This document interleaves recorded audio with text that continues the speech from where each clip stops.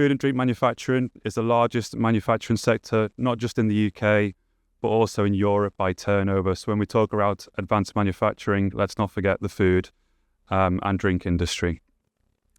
The UK is not self-sufficient. We import around 40% of all food and drinks consumed. And from that, 36% of that 40% of imports ends up in cold storage.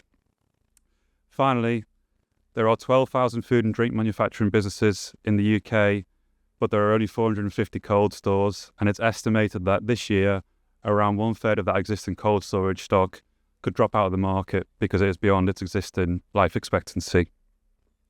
And with that, I'll pass to each of the panellists, starting first with Danny to introduce themselves, and then we'll head into the debate. Hi, I'm Danny Lawrence. I represent Sadle Group, which is a privately owned family investment structure. We mainly focus on operational real estate, and as that, we own 100% of Magnavale, which is a temperature-controlled business, and we are now the second largest operator in the United Kingdom. Simon? Hi, my name's Simon Dwyer. I'm from Seafox Management Consultants that's based in Grimsby. My background is working in the world of ports and logistics up until about 15 years ago, where I work closely with the Grimsby seafood processing sector, and I'm CEO of an organisation called the UK Seafood Federation. Adrian? Hello, I'm Adrienne Howells, and I'm representing a company called Smart Park. And we have our flagship food processing and manufacturing campus up in Derby, which is a joint venture with Seagrow. Mel? I'm Melinda Cross from JLL. So we're a property real estate business with 11 offices across the UK. I've worked in logistics for 30 years. We deal with a lot of food companies that we act for. Obviously, landlords that we have the debate whether we put cold store in or not. Sort of cover the sector. Done a lot of work on the food sector at Heathrow as well, because a lot of food is exported out of Heathrow. And yeah, dealt with a lot of cold stores. Thank you very much. So I think kicking off with the first question, just on this theme of why food hubs now, why the food sector and the importance to all panellists, why are we seeing that increased momentum around food hubs and integrated cold chain infrastructure now? What are the key themes that we're seeing that are driving this structural change? I'll jump right in. So for us, I think what you mentioned earlier, which is the obsolescence in cold storage, is one of the main themes. We have to develop new buildings. And so if you think about it, 45% of the current cold stores have HFC gases, which need to come out of circulation. They're expensive to run, and therefore there has to be this new development going through. It makes a lot of sense to consolidate into areas, and really food hubs are the next structure that I think will take place. Thank you. Grimsby, for those of you who don't know, is quite a unique industrial cluster of seafood and food processing. It's one of the largest processing clusters in the Northern Hemisphere, having 5,000 jobs every day, 10,000 jobs in the supply chain. The major UK seafood processing businesses are based in Grimsby, putting their fish into retail and food service. That all started 50 years ago when we lost all our fishing grounds to Iceland, and all the catching of the fish and bringing the cod and haddock back to Grimsby stopped. So it reinvented itself. Uniquely, everything is in virtually a 20-minute drive of each other, and that makes it a very, very strong cluster. And cold storage plays an important part in that. We have a mixed bag of cold storage facilities. Some of it's aging, some of it isn't anymore, and I think ABP told me they're going to be knocking it down soon. And some of it is new. We have a £35 million investment just on the edge of Grimsby from a business called Constellation Cold Stores. So we are having cold storage for frozen goods coming from all over the world. So we import seafood from the Northern Hemisphere and the Southern Hemisphere, and that gets processed, or in the case of some frozen at sea fish, it gets sent out direct into hospitality fish and chip shops. So Smart Park was the idea of our CEO, Jackie Wild, who came out of the food industry. So she actually also is CEO of TSL Construction Group, but her sort of passion is food. And she identified that there were these sort of issues with, buildings and them being sort of dispersed across different areas, and there was no kind of collaboration or with Smart Park bringing all those elements together. It should provide a campus of sharing and collaboration. And with the energy centre that we run as well, it should be efficient as well. So we have a central energy system. Just listening to Danny previously, our energy system runs a heating and cooling loop around the whole park as well. So individual occupiers don't need to put in their own heating and cooling systems. PV on the roof, and it all comes into a central energy system that we run, for the benefit of all the occupiers on the park. She also realised as well that a lot of institutional landlords didn't necessarily kind of understand the food market and the some of the challenges for the buildings. They're quite bespoke kind of buildings. And so she managed to create, with our flagship site in Derby with SeaGrow, a model that could be a kind of institutional product. So our buildings are food-ready buildings. So it is a leasehold model on that site. So occupiers can lease the buildings rather than having the whole capex of buying the site and then building it.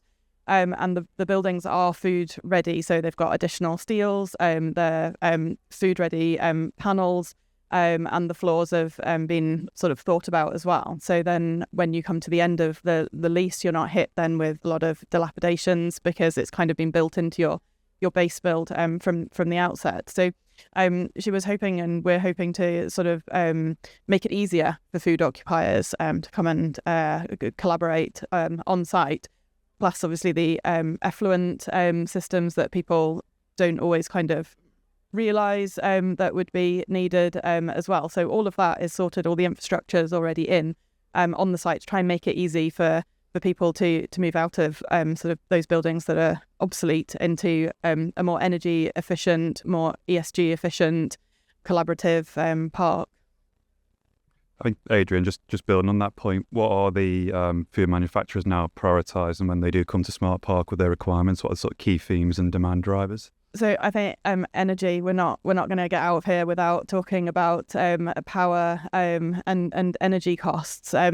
But also I think a lot of food manufacturers and food businesses, maybe not so much the cold stores if they do more, but sort of, those manufacturers, they might do one building in their lifetime. They're not kind of experts in understanding exactly what they would need. They're experts in running their food business rather than the sort of development and property side of it. So I think being able to have everything in situ and all the infrastructure in place is actually really important to them. They can report back into their investment committees and say, I guarantee this will go ahead. All the infrastructure is there, the power, the water, heating, cooling, etc. But I think, people and power are really still key drivers.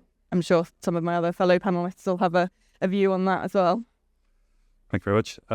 Simon, just coming back to seafood and wider food import perspective, how important are ports becoming in protecting freshness, traceability and speed within that supply chain at that point of entry within your industry? Yeah, well, we've, like I say, we're importing frozen fish from all over the world, shellfish and white and farm fish. For instance, we bring in a lot of frozen pollock from America, and we bring a lot of frozen prawns from Canada, and also from the Southern Hemisphere as well. Immingham has played a real important role in making sure that they've got the facilities to handle reefer containers. We've worked closely with ABP to encourage the sender of the fish to use the ports of Immingham and Grimsby rather than using southern ports. Our seafood people are very lazy. They buy on a DDP basis all the time, so they're not really in control of how it arrives. But we do try and encourage them to make sure that it lands into Grimsby and Immingham ports. Chilled fish doesn't necessarily need the storage requirements because it's perishable. and it's got a short shelf life. So as soon as fresh haddock and cod, which is the prime imports, and salmon arrives from Norway, Iceland and Faroes, if it is to be chilled and stored, it's normally in the premises of the people who are processing it. But no, the port infrastructure and the history of the legacy that we've got with that port infrastructure is very important. Thank you. Danny, Magna Vale, it's fair to say, have been exceptionally busy over the last couple of years, investing in new state-of-the-art, market-leading cold stores. I'm really interested to understand from a Magna Vale angle what makes a cold storage location work operationally, and what are the non-negotiables when you're assessing where to invest in new facilities across the UK. Yeah, so we've built a automated 101,000 pallet store in Easton, which completed last year, and we're now under construction for a new 90,000 pallet store in Avonmouth, which will also be automated. So it's been really busy and they're doing well. For us, in terms of looking at where we locate, so there are, 3 centres around it, which is we want to be around manufacturers and the growers. We need to be close to import-export, because as we said, it all comes in. And then it's population, so being centred around a large population. And then in terms of non-negotiables for us, particularly as cold storage operators, in automation, it's height. So we have 47 metres. That is an absolute non-negotiable now. So planning-wise, that's pretty tricky where we locate. So and then it's also power, which again, I think we'll hear again and again today. It's energy. So for us, it's making sure that energy is already there and promised and deliverable. We need to be absolutely certain, albeit we're not data center power heavy. So, we're not quite as bad as that. I think on the height, if I'm right, it's probably the highest warehouse in the UK. Yeah, you can split it. You can access. Not sure. We spoke to the local residents; they don't love it. But actually, it depends where you're locating. So, it doesn't look that ugly. And actually, when you really think about it, the way we do it is we progress it into the background. And so, in reality, I don't think when you drove past it, it's ridiculous. I think when you stand next to it, you can see it's bloody tall. And just coming back to Magna Vale's end customers, how have their expectations changed in recent years around what they need to feed the retail distribution network and that pace of the products exiting the facility? What have you found in terms of how that's changed for the retailers? So the main change for us, and really how Magna Vale has grown so exponentially, is our USP, which is we already do a lot of co-location in what we do. So it's selling other value-added services. So we're not just a cold store. We do packing, we do coding, we do labelling, we do repalletization, we do microwaving, we do blast freezing. And it's having all of that in one location, which a lot of our competitors didn't do and still don't necessarily. That's really given us an advantage, and that's something that customers are looking for because they don't want to do those additional shunts. Having it all in one location. It's also around food security. So having it all in one location with one person in control of it, it helps on the food security. And for our customers, again, real-time stock and real-time data on their goods. I'm sure everyone remembers the KFC scandal and everything that went on there.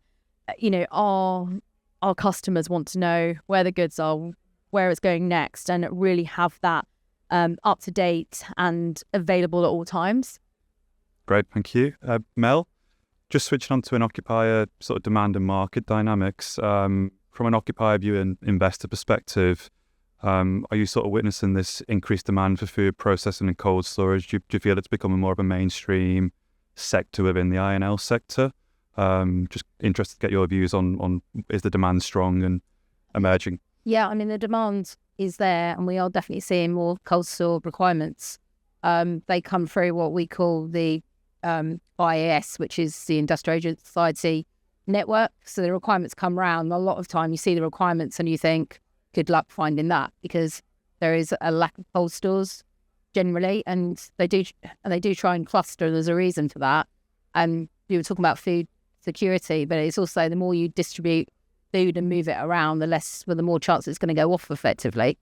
And we've definitely seen an uptake in retailers taking more advanced space as well. There's been 3 big deals recently, which are food supermarkets taking food manufacturing plants, and obviously they want to be near their cold stores. That actually having it all close together does work, but it is costly as well for occupiers to fit out cold stores. We obviously do a lot of work with different occupiers, but we also do a lot of work in Park Royal, which feeds London. So we work with a lot of occupiers, and the main cost and issues, I guess, from occupier is they've got a massive cost of installing, but they've also, if they ever want to move or take more space, then they've got a massive cost of delapse as well. So from an occupier point of view, that is something they'd rather take a longer lease, or if they're a full cold store, then they'd probably rather buy because of the capital investment in putting all the sort of refrigeration and everything else in. And I guess the other thing to point out is that, and I guess most of the people in this room know, but most of the cold stores in the UK are over 30 years old, and with gases and everything, we need to upgrade those, and we are going to run out of space. And we do import a lot of food. We should be growing more of our own, but obviously everyone wants strawberries and raspberries at Christmas, don't they? So we are creatures of habit, but we just need to get our supply chain, I think, more upgraded. But then we need power as well, and we all know there's a shortage of power across generally the UK. Absolutely. Have you seen many sort of requirements around agri-tech and vertical farming, Adrian? Perhaps you might want to come in on this as well, for your experiences as well. Yeah. We have some vertical farms. Some of those haven't worked out. We did one in London, which didn't quite work out.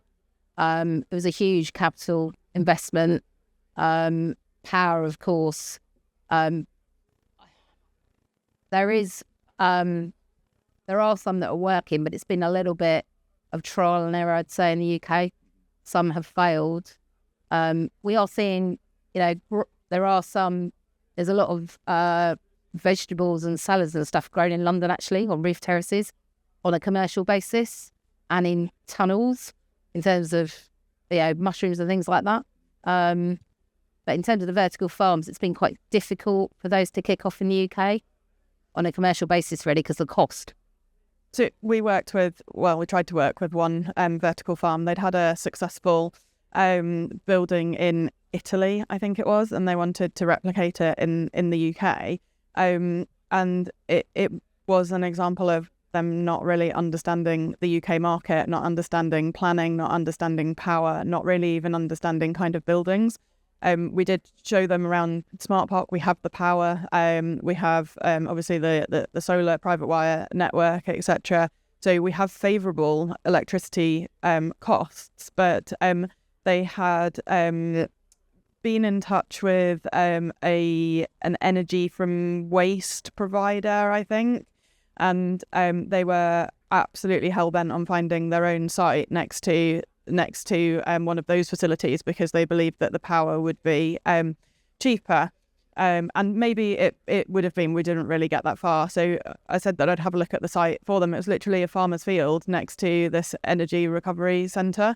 And they didn't really want to, I don't mind actually whether they came to Smart Park or whether, we designed a different building for them. Our sister company, Sphere Design, can do a design for them wherever they wanted to go. So there was no hard sell on Smart Park, but genuinely wanting them to have a facility that worked. It was a farmer's field, and there was a quarry in between, and they thought that this didn't give any consideration to how they were getting the power from the energy recovery centre to their building, or anything to do with the costs of development. They wanted to buy outright. They wanted to do it themselves, and to date it has not gone ahead. I mean, it was not zoned land, and I mean the costs of bringing a cable to bring the power, like a kilometre, was through a quarry and down a hill, was going to be prohibitive. But so I think they don't necessarily understand the UK market, and they don't, as I said before, they often do sort of one of these in their lifetime, so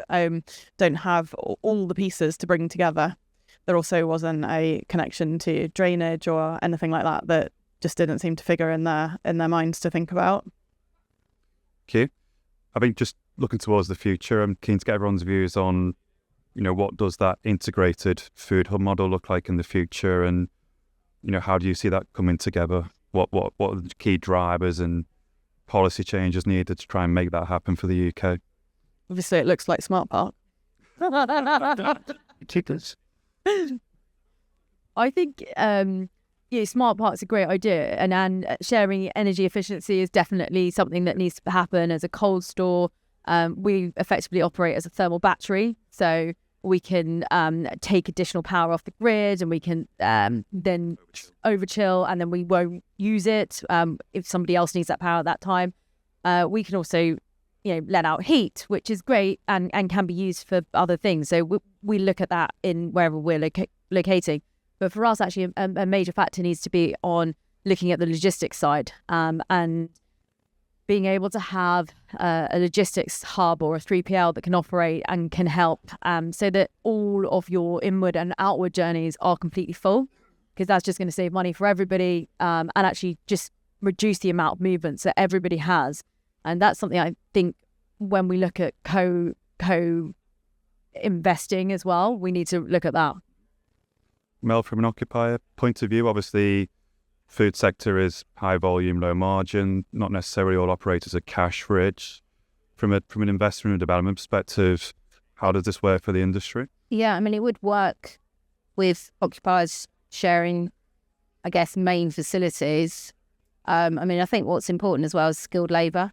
That it is actually quite skilled labour depending on exactly what you're doing.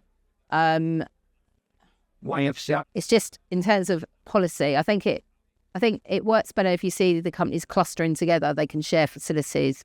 There's obviously a lot of 3PLs. A lot of 3PLs we work for specialise in food. And it's getting that partnership really, and getting the clustering and sharing skill sets. I think we probably need a bit of government stepping in really, if they can, in terms of zones, and also trying to move food around the country, because 50% of the food comes into the UK comes through London Gateway, while maybe more should come through the north, and then that can distribute around the north, and rather than the food miles and the miles of trucks going up and down. But obviously London Gateway, obviously have got their network, and they have put like a food hub in, and that really works, and they are attracting a lot of Kent Foods. I'm looking at Toby, because Savills, I think, did that, didn't they? So Kent Foods took a big distribution unit out at London Gateway recently, and they have got that infrastructure in, and that definitely is an attraction.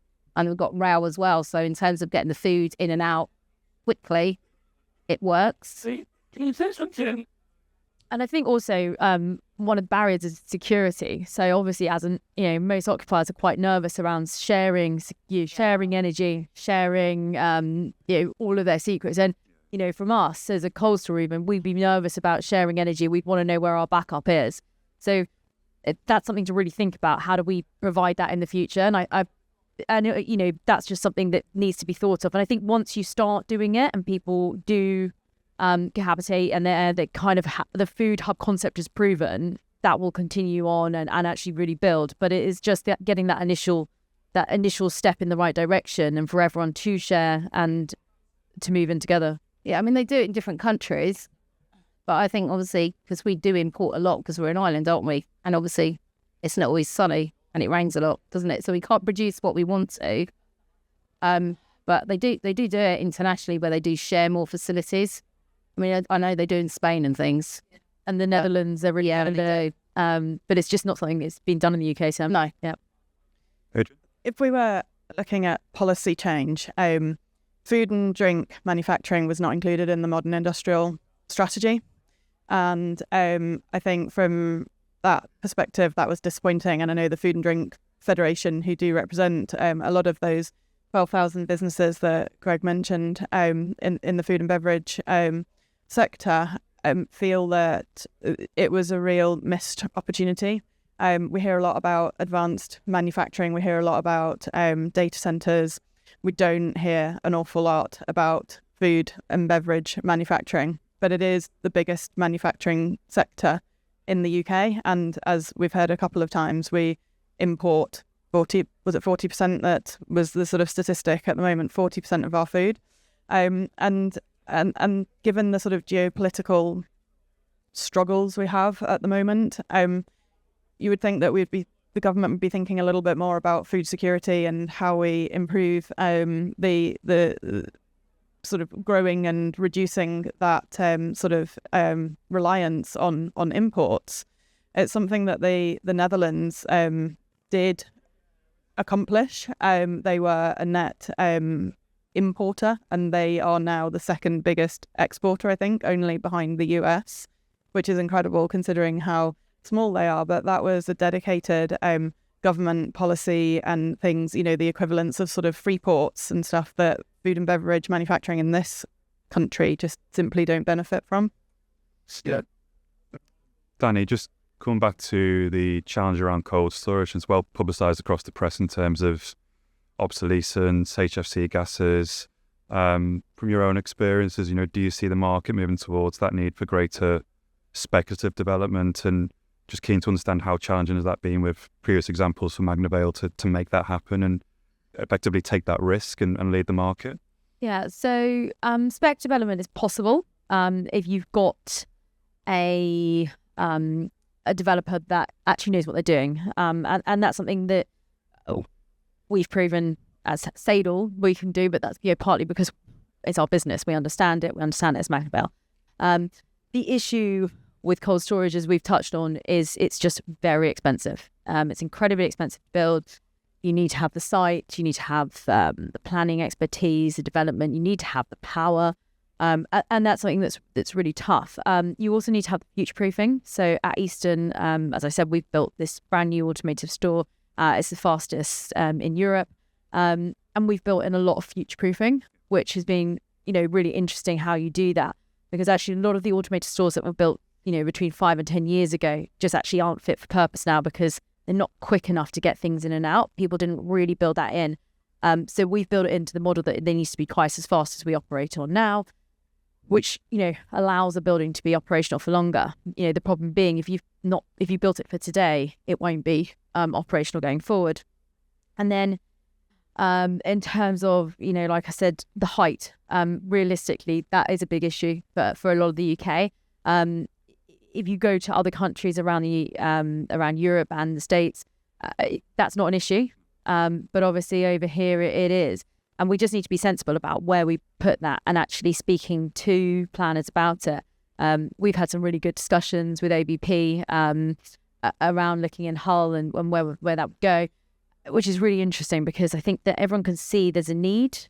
Cold stores need to be larger. So traditional cold stores are pretty small, less than 10,000 pallets. We're now talking about 101,000 pallets. Where that's where it needs to go for it to really make sense. I seem to recall insurance was a challenge, and from memory you have a low oxygen atmosphere, which means no one can be in there. It's fully automated. So yeah, cold storage is a bit of a challenge for insurers because as I'm sure everyone saw a while ago, there was quite a lot of fires in old cold stores. It's not a problem in new cold stores because we have to do low oxygen in the newer, taller ones. We do low oxygen, which is great. And we are now doing an education process with insurers because that's, I think, the way you have to do it with all of these things. And we're definitely winning the battle. But it's a process of taking people around these buildings because they're brand new, and also you can't walk inside of them because it's low oxygen. So people sort of have this it's a very strange thing. So actually what we've done is we've kind of taken them around during the build, showing them around it, and then after a while you say, look, you've just got one little window, you can't go in the store, which is great. But actually the new cold stores, they're not going to burn like the old ones did. It's a very, very different building material. As is most things, I think, around the building. Change in industry. Adrian, I just want to come back to the labour point, and again, from your experiences, how important is that access to labour in site selection for food manufacturers, and also how has it changed over the last couple of years with labour availability, Brexit, etc.? So I think labour's been a hot topic for a long time. I mean, our site in Derby is well located for labour, and it's proved to be popular, with those food operators that want to be there because they do have that good labour supply. So it's still definitely a topic. Also helps you get planning to say that on a 100-acre site you'll have 5,000 jobs. And I'm definitely not here to sort of data centre bash or anything like that, but we are providing on that size of site a very high number of jobs. So and they are good quality jobs as well. So occupiers, food manufacturers definitely want access to those skills and a good labour supply, and it's something that we definitely hear over and over again. Great, thank you. Simon, again, just come back to the seafood industry. Just keen to understand, what are the operational benefits for the seafood processors locating close to that point of entry, and do you see future changes to the supply chain, and also from a technological perspective? You and I are aware of projects that are around agriculture again, and new technology is going to mean that there's less import, for example, or do you see change over the next couple of years? No, I don't see less import. The UK catching sector is important. Just on a scale, we import £4.1 billion worth of seafood. We land 800 million in the UK. So we import 4 or 5 times more than we land. Most of what we land, we export because it's mackerel and herring, and we don't like to have that with our chips on a Friday evening. And then what we farm about £1.2 billion worth of salmon, and that's mainly in Scotland. And that gets exported, which is why we import about 55,000 tonnes of salmon from Norway to put on the supermarket shelves. I don't necessarily see that trend changing. And in terms of the supply chain, like I say, the uniqueness of Grimsby is that it's not just about the cold storage, it's about the packaging, it's about the distribution, it's about the customs, it's about all these other touch points that are involved in it that makes the hub so critical and so well defined. In areas in Europe, such as Boulogne-sur-Mer, they've got 3,500 people, and it's a great hub as well. Bremerhaven have about 2,500 people, and another great hub, and it connects everything together. And I don't necessarily see that being broken going forward. What you alluded to in terms of food security and land-based salmon farming, there was a speculative investment due in Grimsby to farm in a warehouse, basically, 5,000 tonne of salmon. It's not unusual. It goes on throughout the world. Unfortunately, planning was given, and then our planning laws state that NGOs can appeal the planning because it wasn't done in the right way. The judicial review turns around and says that no, it was done in the right way, and then apparently you're allowed to appeal the judicial review. So 3 years on from getting the planning permission, we're still hopeful that that will happen on your site, Greg. And if it does, I can see land-based salmon farms popping up across the country, which will improve our food security. Thank you. Again, I'm keen to get a view from each of the panel on, it wouldn't be a panel if we didn't ask for what are the frustrations or your wish list. So what is that single biggest barrier preventing the UK from scaling up its food manufacturing and cold chain? Should I start? I start. Yeah, sure. Let's look at, you want to ask a question about opportunity or not? That's a good answer. Let's talk about the positives. I think there's 2 opportunities for you, Greg. Well, there's one for you, and that's looking south into Lincolnshire and all the processing of agri-food that goes on in Lincolnshire. And as you mentioned, all the agri-food that's imported into Thames Gateway. So bringing a truck from Thames Gateway to Spalding, for instance, is 1 day journey. Taking a truck from Immingham to Spalding, you could probably do that twice in a day. Or you provide facilities at the port to pack, process, cold store, chill store. There's more likely chill stores with agri-food than there is with seafood. So I see that as an opportunity. And the opportunity for seafood is down to you, because you eat on average 1.1 portions of fish a week. The NHS recommended intake of fish is twice a week. So if you eat more fish, I need more cold storage, I need more processing, I need more people, and it equals growth. I think from our side, the barriers are really planning and infrastructure. So planning policy shifting, and also, councils and councillors changing quite regularly at the moment. Sort of you go through one cycle and, building a cold store and getting the planning through takes quite a long time. So, you start off with one person, halfway through you get another person, and then by the time you've started, by the time you're finishing, it's your third person in control. It is quite tiresome, if I'm honest, and difficult to keep chopping and changing. And then infrastructure-wise, it's very difficult with infrastructure at the moment. Power's one thing. Where do we get the power from? How long is it going to take? We can't really start developing until we've got power absolutely at site. Otherwise, we're just sat there with a building, which is why we've really focused on, land that we have already. But, infrastructure, and that's power, that's water. I mean, one of our sites in Easton, we're very lucky. We've got borehole water as well, which just allows us to have that extra ability, and wastewater treatment plant. But it is that, planning and infrastructure, two major barriers from us. So I would really like to see food and beverage market included, or manufacturing included, in the modern industrial strategy for the government to really sort of take notice of the industry, and recognise it for being the biggest manufacturing sector, and put in place those incentives to allow that sort of food security, to encourage more growth, less import, and just to make it a little bit easier for those food and beverage manufacturers to operate in the UK. Well, sort of standard theme, but it is about power and planning. Planning takes too long.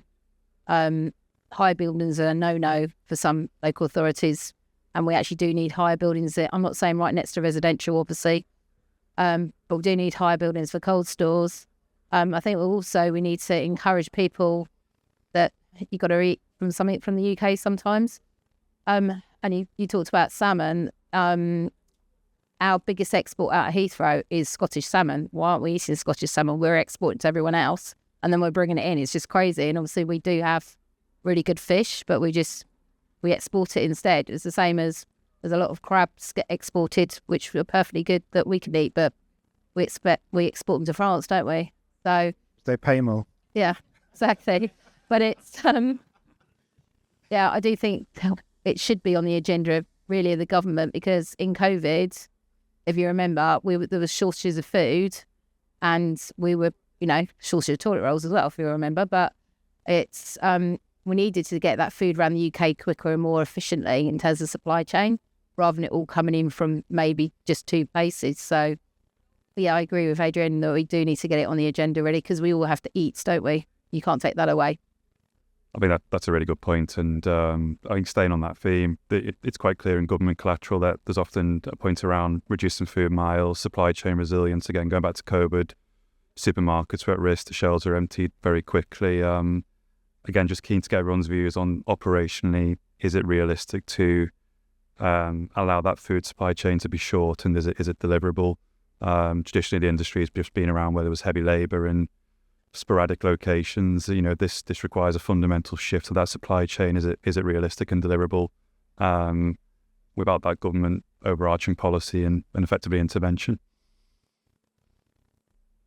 I mean, it's definitely deliverable. I think a food hub would really, really reduce food miles. Just the example that we do on site now with our value-added services, we've reduced food miles, considerably for our customers. So it's definitely achievable. I think for food hubs to really take off, you've got to have some infrastructure in place, and I think the government can help with that, and local councils can help with that. And again, even on that planning front, as we just discussed, if we can reduce the planning time that it takes, I think reducing food miles and allowing those different customers to come together and actually co-locate would massively help. But it does require some change in the industry. Absolutely. I think there's certain things that we're not in control with because we import so much food. We're not in control of what goes on elsewhere. And at the moment, with the Iran war, I'm ringing around people in Norway, Faroes, Iceland, asking questions: have they got enough fuel to put in the catch trawlers to catch the fish, to send the fish? And everybody else is ringing everybody else up around the world asking that type of question. And there has been occasions recently when Dutch trawlers haven't been going out catching plaice, for instance. So there's so much that we're not in control with, but I do feel that we could be better in control of what we do control and can control.